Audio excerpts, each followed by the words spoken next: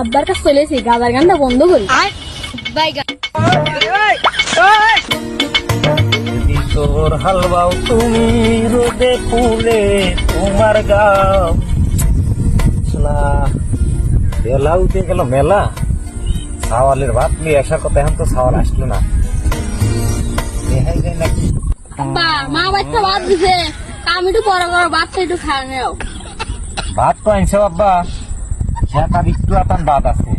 তুমি একটু হাতে আইসো, দুই বাপ বেটা গ্যাট করে উঠে দিয়ে একসাথে বসে ভাত খাই।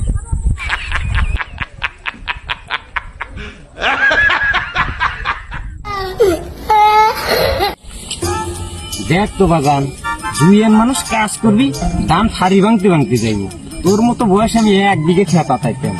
এভাবে কাম করলে আমার ভাত খাইব নে। বললাম তাড়াতাড়ি উঠে দিয়ে ভাত কটা তাড়াতাড়ি খাই। যেভাবে আতাইতেছ আমার এই বেলায় আর ভাত খাইব না। আব্বা, তোমার সাথে কাম করতে আমার ভয় ভয় লাগে, আর বন্ধু বান্ধবের সাথে কাম করতে শরীরটা বেশি আলাদা। এ বাগান, তাহলে তুমি আমাকে বন্ধু মনে করে এই কাজ গিলে করো। আব্বা আমাকে বন্ধু করে বের দিছে।